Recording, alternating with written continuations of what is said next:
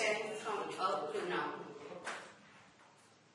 Pronoun क्या होता है? Word which use in place of noun. Yes. Basically pronoun से मतलब ये होता है कि if I'm saying Monica is my friend, Monica is beautiful and Monica lives in Chandigarh. So to avoid the repetition of Monica in the three sentences, I will say instead Monica is my friend, she lives in Chandigarh, she is very beautiful. तो she यहाँ पर क्या है? Pronoun है. ठीक है. जब हम नाउन की रिपीटिशन अवॉइड करने के लिए जिन वर्ड्स को यूज करते हैं हमारे सेंटेंसेस में, उन्हें हम प्रोनाउन कहते हैं. ठीक है.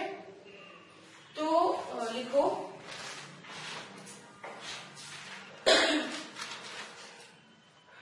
in order to avoid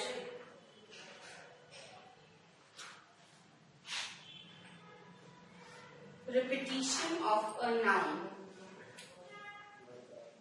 in a sentence,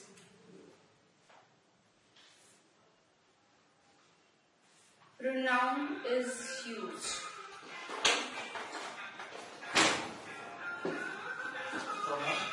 Is used.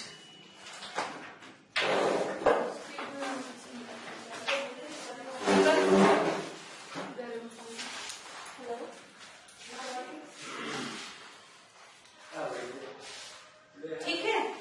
A pronoun is used. Next point आता है types of pronoun. Fine. तो उसमें सबसे पहले आता है पर्सनल प्रोनाउन. पर्सनल प्रोनाउन से हमारा मतलब होता है जो हम तीन लोगों के लिए यूज करें.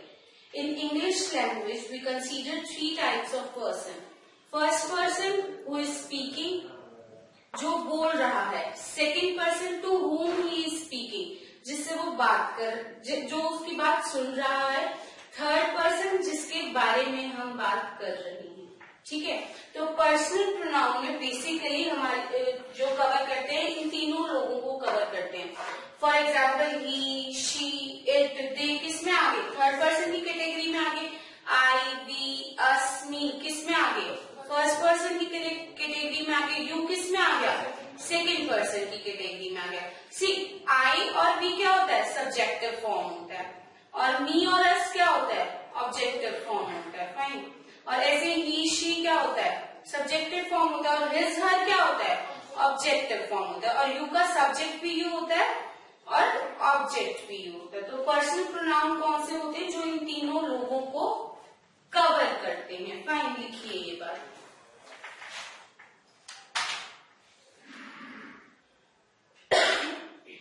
Pronoun, personal pronoun heading डाली. Pronoun that stands for the three persons are known as personal pronouns.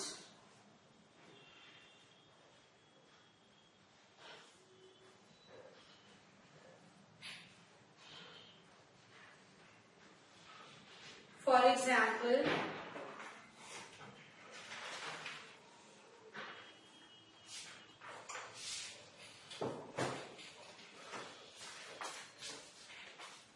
इसमें एक टेबल बना लो. ठीक है. एग्जाम्पल, फर्स्ट पर्सन का सिंगुलर फॉर्म में सब्जेक्टिव केस क्या होगा? आई. सी, subject is the one who is a doer or performer in the whole sentence. Fine. तो अगर मैं कोई भी बात बोल रही हूँ तो मैं ऐसे बोलूंगी ना, I am speaking, I am dancing. मैं ये तो नहीं बोलूंगी मी स्पीकिंग या मी डांसिंग. तो क्या होता है? सब्जेक्ट, डूअर और परफॉर्मर होता है. And in this way I is considered as subjective form of first person in singular form. Fine. और इसका ऑब्जेक्ट क्या होगा? मी. प्लूरल फॉर्म में क्या होगा? वी. और ऑब्जेक्ट क्या होगा? अस. सेकेंड पर्सन क्या होता है? जिससे हम बात कर रहे हैं. ठीक है. There are three persons in English language. First the one who is speaking, second who is listening, and the third person is about whom they are talking. Fine. ठीक है. तो ये हो गया आई, मी, वी और अस. सेकेंड पर्सन के case में subjective क्या होगा? यू. और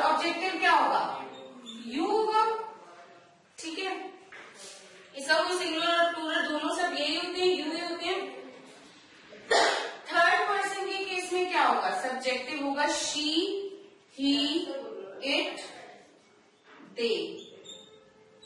और ऑब्जेक्टिव क्या होगा? हिज, हर, हिम, देम।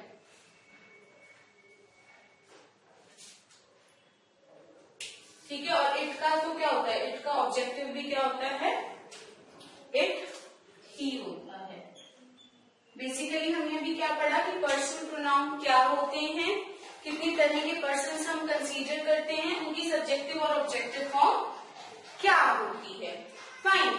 सो अगर तीनों लोग, जो हम तीनों पर्सन्स इंग्लिश लैंग्वेज में कंसीडर करते हैं, एक सिंगल सेंटेंस में प्रेजेंट हो and we are talking about something positive, ठीक है, अगर मैं कोई अच्छी बात कर रही हूं, suppose if I am saying कि हम सब, या मैं, तुम और वो मनाली जाते हैं। अच्छा ठीक है मनाली जा रहे हैं ट्रिप पे, ठीक है। तो इस सेंटेंस को कैसे बोला जाएगा, जो कि एटिकेट्स हम कंसीडर करते हैं इंग्लिश लैंग्वेज में। पॉजिटिव में क्या करेंगे हम? पहले मैं किसे लूंगी? जो मेरे सामने है, जिससे मैं बात कर रही हूँ। यू। नेक्स्ट प्रायोरिटी में किसको दूंगी? जिसके बारे में हम बात कर रहे हैं, जो वहां पे प्रेजेंट नहीं है। ही। और उसके बाद में प्रायोरिटी खुद को दूंगी, and I will go to Manali water. Fine. तो क्या होता है कि हम किस ऑर्डर में पर्सन्स के बारे में बोलते हैं? Second, third and first. Rule number 1 लिखो आप लोग। If we are talking something positive,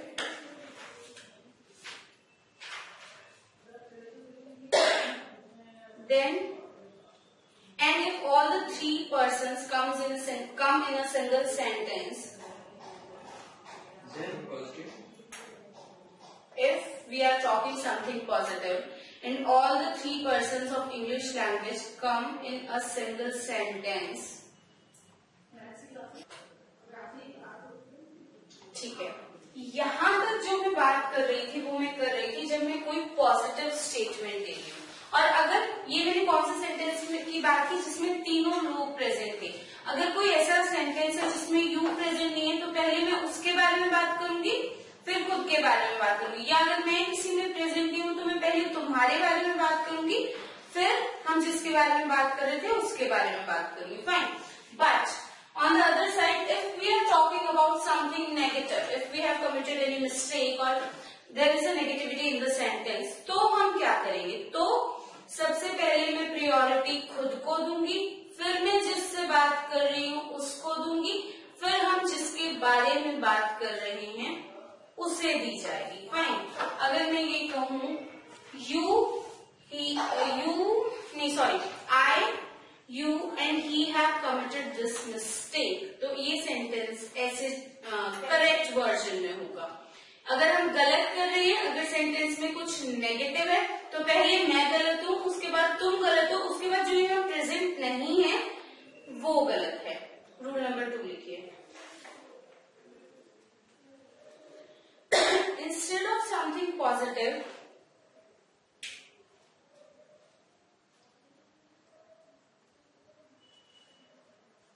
if we are talking about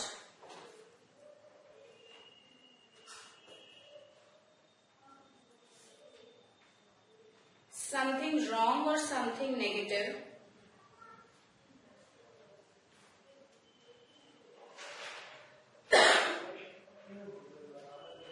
then the order of person used in a single sentence is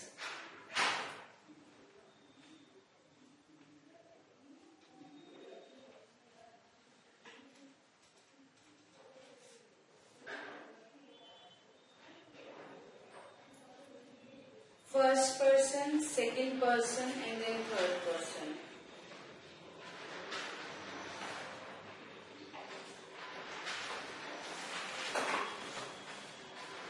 Example लिखो।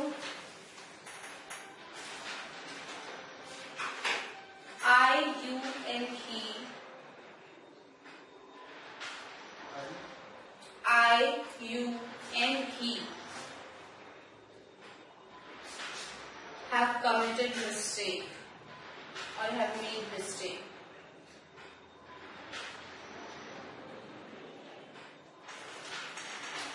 सी अगर अब तक मैं किसकी बात कर रही थी, सिर्फ सिंगुलर पर्सन्स की बात कर रही थी। फाइन, अगर प्लूरल में हो ये चीजें, अगर हम प्लूरल पर्सन की बात करें तो इसका ऑर्डर क्या होगा, तो होगा फर्स्ट, सेकेंड एंड थर्ड। बेशक वो पॉजिटिव सेंटेंस हो या फिर वो नेगेटिव सेंटेंस हो। अगर मैं प्लूरल में इस चीज को बोलूंगी तो मैं कैसे बोलूंगी, we, you and they should now get down to work because here the persons are plural. Singular के केस में जो मैंने आपको बताया था वही था, प्लूरल के केस में फर्स्ट, सेकेंड एंड थर्ड होगा, चाहे वो पॉजिटिव सेंटेंस हो, जनरल स्टेटमेंट हो या फिर वो नेगेटिव सेंटेंस हो। लिखिए, if pronouns are in plural form, the order should be first person, second person and third person.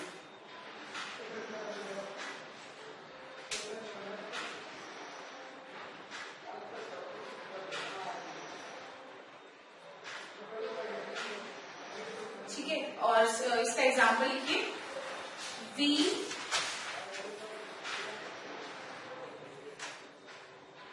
You and they should now get down to work.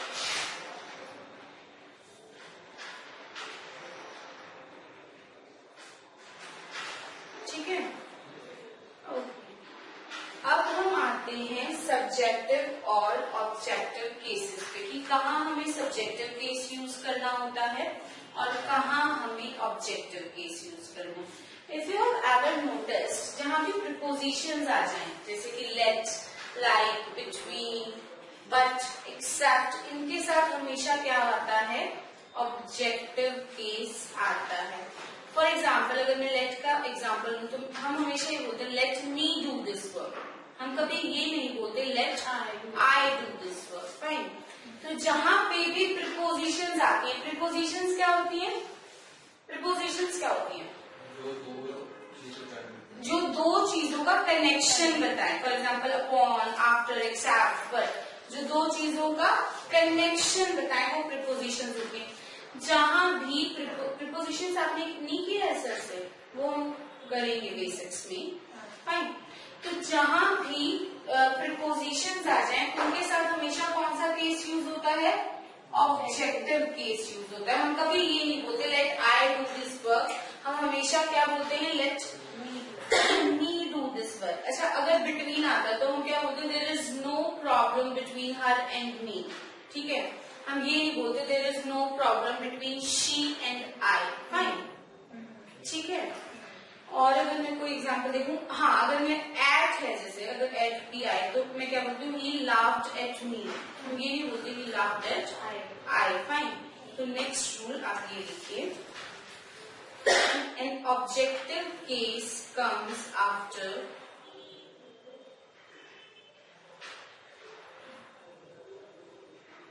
let, like,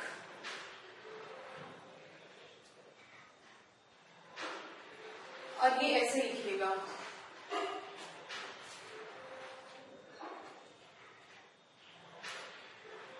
between और and, मतलब ये connected है, पहले कुछ between होगा, फिर कोई noun या फिर वो होगा, प्रोनाउन होगा और फिर एंड होगा।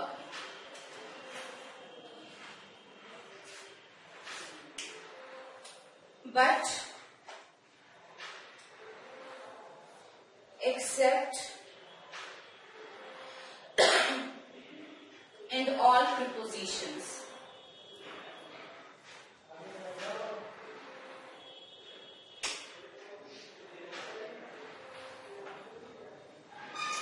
एग्जाम्पल लिखो इसका, let me do this work,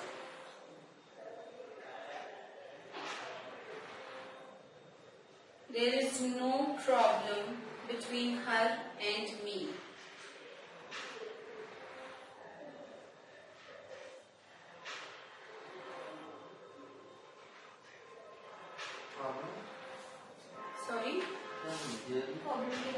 There is no problem between her and me. He laughed at me.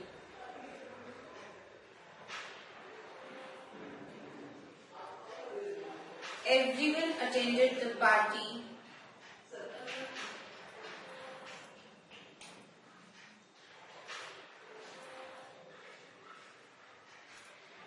Except me.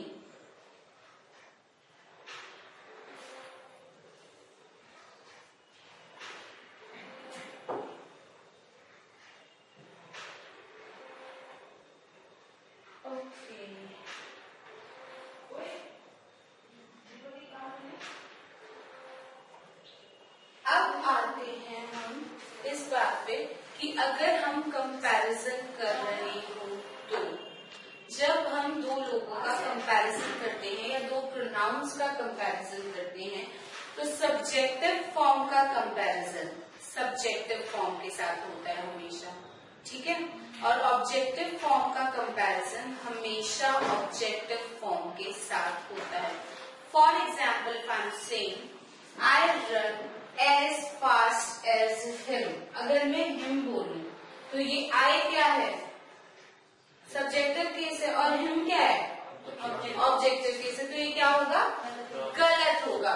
मुझे क्या बोलना होगा, I run as fast as he. इस साइड की चीजें इस साइड से कंपेयर होंगी, इस साइड की चीजें इस साइड से कंपेयर होंगी. सब्जेक्ट सब्जेक्ट से कंपेयर होगा, ऑब्जेक्ट ऑब्जेक्ट से कंपेयर होगा. ये किस चीज के लिए रूल है, सिर्फ जहां पे हम कंपैरिजन करें. अगर मैं नॉर्मल सेंटेंस बोलती हूँ तो आई मेट हिम, ठीक है, उसमें क्या होगा, उसमें कोई प्रॉब्लम नहीं, उसमें सब्जेक्ट भी आ सकता है और उसमें ऑब्जेक्ट भी आ सकता है. जो एक नॉर्मल सेंटेंस की फॉर्म होती है वो तो यही होगी ना, subject plus verb plus object. पर यहाँ हम नॉर्मल सेंटेंस कंसीडर नहीं कर रहे हैं, हम क्या कर रहे हैं, हम कंपैरिजन कर रहे हैं. And when we are comparing them तो मैं सब्जेक्ट को सब्जेक्ट से कंपेयर करूंगी और ऑब्जेक्ट को ऑब्जेक्ट से कंपेयर करूंगी. फाइन.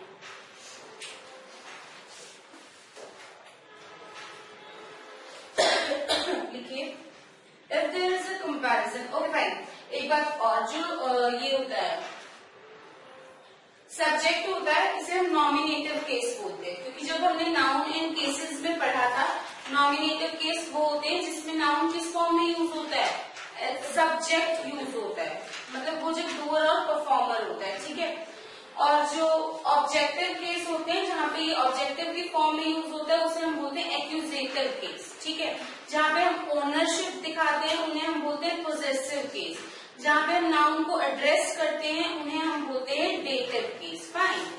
तो इसको हम बोलते हैं नॉमिनेटिव केस और इसको हम बोलते हैं एक्यूजेटिव केस. लिखिए, if there is a comparison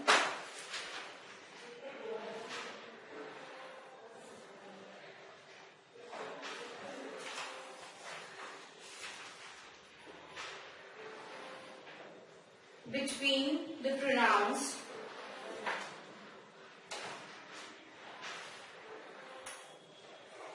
then